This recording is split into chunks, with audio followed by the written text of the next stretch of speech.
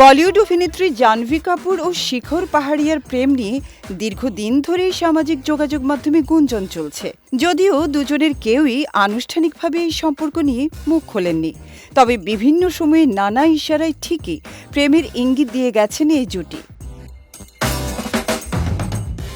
2016 সালে প্রথমে জুটির প্রেমের গুঞ্জন শোনা গেলেও 2018 সালে জাহ্নবীর প্রথম সিনেমা ধাড়ক মুক্তির পর তাদের বিচ্ছেদের খবর সামনে আসে। তবে 2023 সাল থেকে বিভিন্ন পার্টি, ছুটি কাটানো ও আম্বানি পুত্রের বিয়ের অনুষ্ঠান সহ নানা আয়োজনে আবারও একসঙ্গে দেখা মেলায় তাদের সম্পর্কটি নতুন করে আলোচনায় উঠে আসে।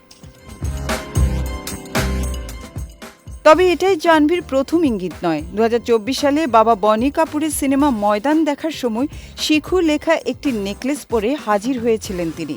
এছাড়া কফি উইথ করণ অনুষ্ঠানে ভুলবশত শিখরের নাম নিজের স্পিড ডায়ালের তালিকায় থাকার বিষয়টিও প্রকাশ করে ফেলেছিলেন জাহ্নবী কাপুর। তবে এবার সেই সম্পর্কের কথা যেন আরও খোলামেলাভাবেই জানান দিলেন এই অভিনেত্রী।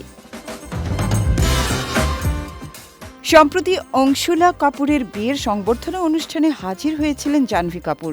বোনের বিয়ের অনুষ্ঠানে একাধিক ছবি সামাজিক যোগাযোগ মাধ্যমে ইনস্টাগ্রামে পোস্ট করার পর তা ভক্ত অনুরাগীদের নজর কাড়ে। ছবিতে রেশমি শাড়ি ও স্ট্র্যাপলেস ব্লাউজে জাহ্নবীকে দারুণ আকর্ষণীয় দেখালেও পোশাকের চেয়েও বেশি আলোচনা তৈরি করেছে তার হাতে আঁকা মেহেদি। ভক্ত অনুরাগীদের চোখ এখন তার সেই মেহেদির নকশায়। একটু খুঁটিয়ে দেখলেই বোঝা যায় সেখানে সূক্ষ্মভাবে লেখা রয়েছে প্রেমিক শিখর পাহাড়িয়ার ডাকনাম শিখু। আর এই বিশেষ ইঙ্গিতই এখন নেটিজেনদের মাঝে দারুণ চর্চায় পরিণত হয়েছে।